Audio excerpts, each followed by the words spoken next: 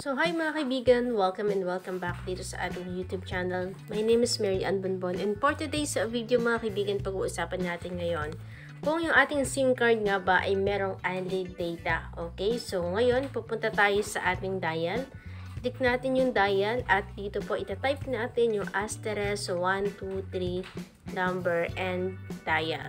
Okay, so titingnan natin mga kaibigan. Okay, so kung makikita natin, meron po tayo ditong unlimited data. Okay? So, inuulit natin mga kaibigan, hindi po lahat ng SIM card ay may ganitong promo. Okay? So, i-check ninyo yung inyong mga SIM card, old SIM card, kung meron po kayong unlimited data. Okay? So, kasi hindi ko sure sa mga bagong biling SIM card kung may ganitong promo. Okay?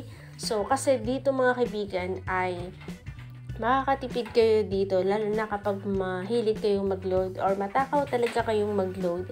So, nakakagastos kayo everyday ng 100 pesos.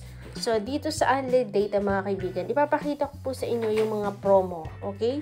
So, iti-check natin ang mga promo dito sa ating TNT na meron tayong unlimited data. Okay? So, itatype natin dito itong number 1. So, click natin. Tapos, click natin yung send.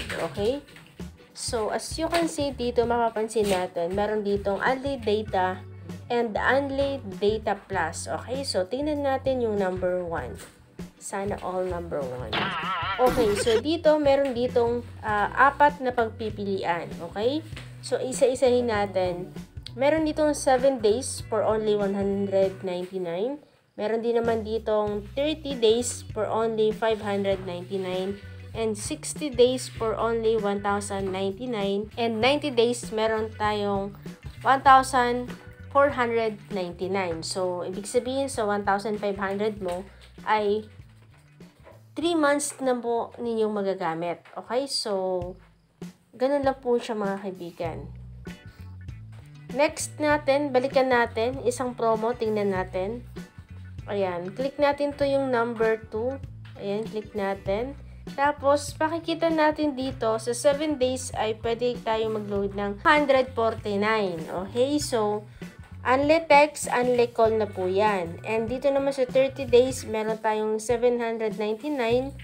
Unli text, unli calls na po yan, at unli data. Okay, so, kayo na lang yung bahalang mamili dito kung alin bang promo yung pipiliin natin. Inuulit natin, hindi po lahat ng SIM card ay may ganitong promo mga kaibigan. So, malay ninyo, meron po kayong mga old SIM card na hindi nyo madalas ginagamit, tapos na-register nyo na, pwede nyo siyang itry, okay? Kung merong unlimited data ang inyong mga SIM card. So, yun lang mga kaibigan. And kung nagustuhan mo ang video na to, huwag kalimutan i-click ang subscribe button, pati na rin ang notification bell para lagi kayong updated every time na may bago tayong upload. Salamat!